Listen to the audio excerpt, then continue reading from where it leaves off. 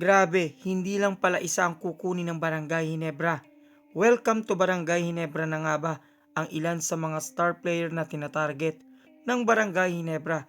Yan nga ang ilan sa mga maiinit na pag-uusapan natin sa videos na ito mga ka-idol. Ngunit bago ang lahat, nais muna natin batiin ang ating super import at kababayan na si Justin Brownlee na happy birthday. At dahil usapang import din naman mga ka-idol, update para sa isang bagong import na gagawin na namang naturalized player ng samang basketball ng Pilipinas, at yan nga ay walang ibang import ng SMB na si Boatwright.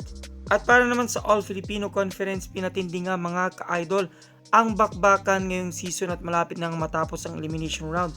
At unti-unti na nga nating nakikilala kung sino-sino mga malalakas na team at kung sino-sino din ang mga malalakas na individual. Katulad na lamang ng pagkilala sa Rookie of the Week kung saan nakuha nga ito ng Converge na si Brian Santos. Andiyan naman at nakuha ni RJ Azul ang 3-pointer of the week. At syempre hindi rin naman nagpahuli ang big man ng Magnolia Hotshots na si Ian Sanggalang bilang number 1 move of the week. At ilang linggo na nga rin kinikilala itong si Jun Malfardo bilang player of the week, at malaki nga ang chance sa mga ka-idol na maging BPC na naman itong si Jun Malfardo, lalo pa nga sa standing ay nangunguna pa rin ng San Miguel Birmen at sila nga ang defending champion ng All Filipino Conference na may 7 panalo at wala pang talo ngayong conference. Magnolia Hotshots na may 5 panalo at 2 talo, Barangay Ginebra na may 6 na panalo na 3 talo, and Lexwood Warriors na may 5 panalo 3 talo, Rain or Shine na may 5 panalo at 5 talo, Tropang Giga na may 4 na panalo at 4 na talo, Tira Firma na may 4 na panalo at 5 talo, Northport Batang Pier na may 4 na panalo at 5 talo, Blackwater Bossing, Phoenix Super LPG, Meralco Bulls, Converge Fiverr Xers na nasa bottom 3 nga mga ka-idol. Na kung babalikan naman natin ang mga pinatinding tagpo mga ka-idol ngayong All Filipino Conference last week, tinalo nga mga ka-idol ng Magnolia Hotshots ang Rain or Shine kung saan sa score na 108-102 naging best player of the game dyan itong si Ian Sanggalang na nakakuha nga ng 25 points, 12 rebounds at 3 assists. Habang nakapanalo naman ng Converge Fiverr Xers kontra Meralco Bulls sa score na 104-99, nang naging best player of the game dyan ay ang kanilang rookie na si Brian Santos na nakakuha ng 22 points at 5 rebounds. Nalaking tuwa nga ni Coach Alden Ayo dahil nakapanalo din sila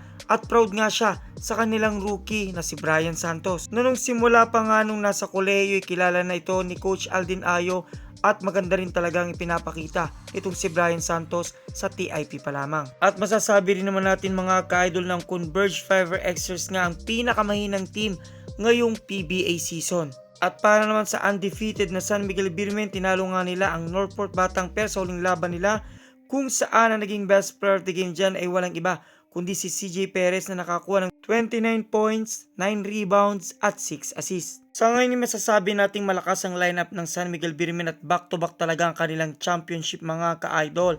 At masasabi nga na malayo sila sa mga trade rumors na lumalabas sa ngayon, kung saan ilan nga sa mga trade rumors na yan, itong si Andreas Kahilig ng Tira Firma. Nabali-balita nga mga ka-idol na gusto siyang makuha ng ilan sa mga teams ng MVP group. Habang ang Barangay Ginebra ngay kaliwat kanan mga ka-idol ang mga player na mapupunta sa kanila dahil nga kailangan na ngayon ng Barangay Ginebra ng mga malalakas na player, lalo pat na injury nga itong si Jamie Malonzo.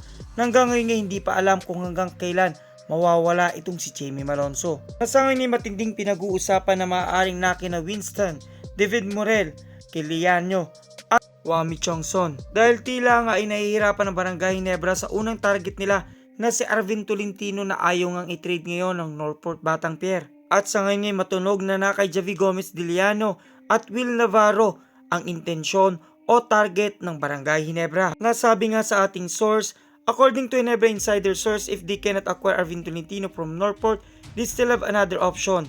Yes, all is si coach team kay Arvin, but we don't know si Arvin is available for trade right now because but we are other options like William Navarro at Javi Diliano. The two can fill JB's absence because of the injury he suffered. Mas malinaw pa nga sa sabaw ng pusit mga ka-idol itong si David Morel ay makuha ng tuluyan ng Barangay Ginebra na ilan na nga lamang papeles ang hinihintay at desisyon na itong si David Morel ay welcome na ng Barangay Ginebra at marireunite na sa kanyang dating co-player na si Amnesty. Lalo pat alam naman natin kung si Alfrancis Chua o kaya SMC Group ang gumalaw, walang imposible mga ka-idol. Sa kabilangan ng mga nabanggit na mga player na maaaring makuha ng Barangay Ginebra, kung kayong tatanungin ko mga ka-idol, sino nga kaya ang nababagay na makuha ng Barangay Ginebra na makakatulong sa kanila nang sa ganun ay ma-achieve na rin nila at makuha na rin nila ang Grand Slam na inaasam na matagal na ng Barangay Ginebra?